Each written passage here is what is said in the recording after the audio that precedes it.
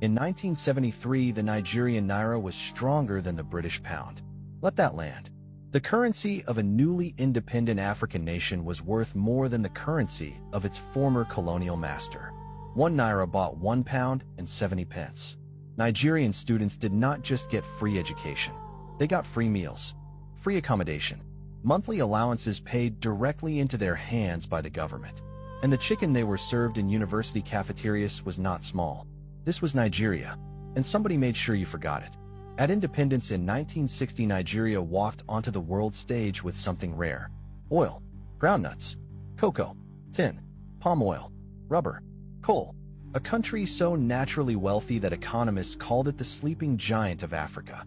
And for a brief window, Nigeria woke up. The 1970s oil boom turned Nigeria into one of the fastest-growing economies on the planet. Lagos was being called the New York of Africa. The government built universities and filled them with students who paid nothing. Nothing for tuition, nothing for housing, nothing for food. The government gave them all of it because Nigeria could afford it. Nigerian engineers were being trained, Nigerian doctors, Nigerian lawyers, Nigerian economists. A generation was being built to take this country to the top. The naira sat above the dollar, above the pound. Ordinary Nigerians traveled abroad, and their money had power. A Nigerian passport meant something. This was real. This happened, and it was deliberately destroyed. Here is where the story turns. Nigeria was producing oil at record levels in the 1970s. The money was coming in faster than the government could count it.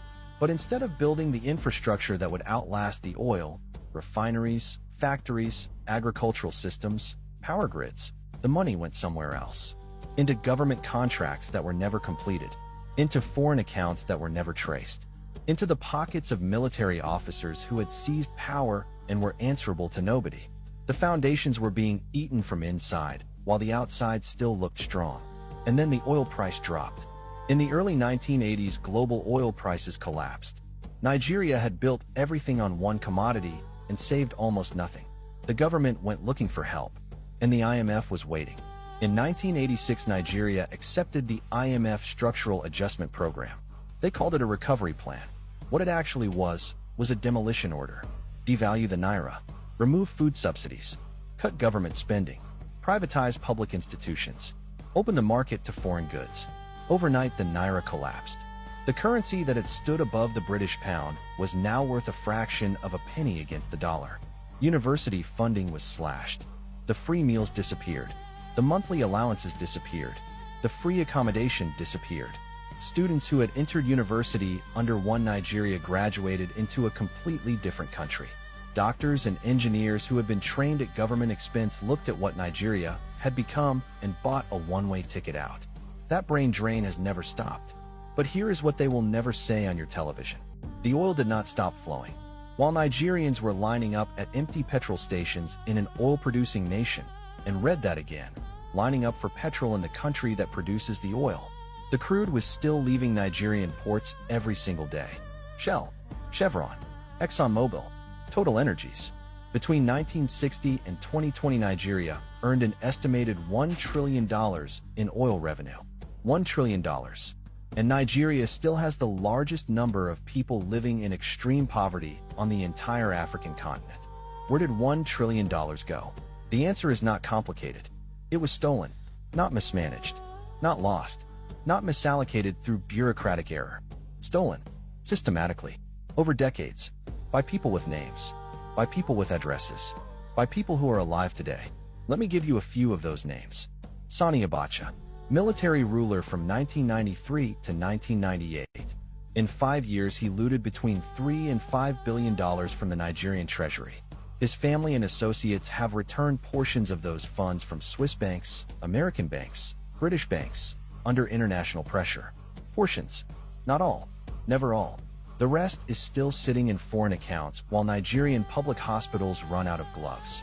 James Abori, Delta State Governor, convicted in a British court, not a Nigerian court, of money laundering and fraud. British prosecutors found what Nigerian prosecutors could not, or would not. He served time in a British prison, returned to Nigeria, and was received by political figures like a returning dignitary. Diazani Alison Maduk, former petroleum minister, $20 billion in missing oil revenue during her tenure at NNPC. $20 billion unaccounted for during the period she oversaw Nigerian oil. She has never been convicted, never imprisoned, living abroad. And the electricity grid she was supposed to help fund through Nigeria's oil revenue still fails Nigerians every single day. Nigerians are currently paying some of the highest electricity tariffs in Africa for power that comes 4 hours a day if they are lucky. Every home runs a generator. Every business runs a generator. Nigerians spend more money on generator fuel every year than the entire national electricity budget. In a country sitting on some of the largest natural gas reserves in the world. This is not incompetence. This is a choice. Now I need to ask you something directly. Is your country doing this to you right now? Do you have natural resources and still cannot get basic services? Do you watch your leaders travel abroad for medical treatment in the hospitals they were supposed to build for you? If your answer is yes, you already know what this channel is about. Because Nigeria is not alone. We exposed how Guyana discovered oil and watched foreign companies take everything while its own people saw nothing. We documented how Britain collected 250 years of free labor from Jamaica, then made Jamaica pay compensation to the slave owners when it ended. We broke down how Gaddafi gave Libyans free homes, free hospitals, and free education, then announced a gold currency that would cut Western banks out of Africa forever. 7 months later, NATO launched over 7,000 airstrikes. We uncovered how Britain drained India of $45 trillion over 200 years of colonial rule and called it civilization. These are not conspiracy theories. These are documented. These are real. And every single one of them follows the same pattern. Find a resource. Control the government. Extract the wealth. Leave the people with nothing.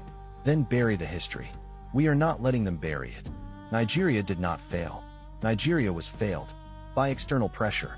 By internal greed.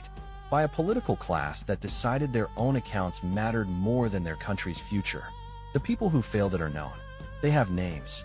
They have addresses. Some of them are still in office. And we are just getting started.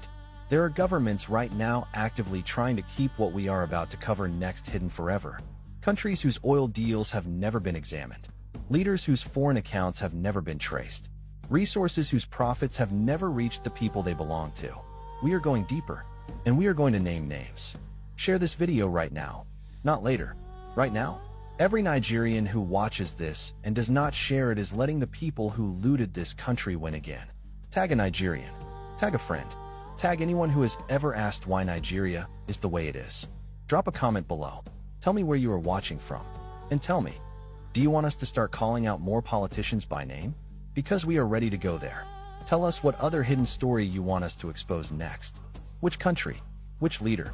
Which stolen resource? We build this for you.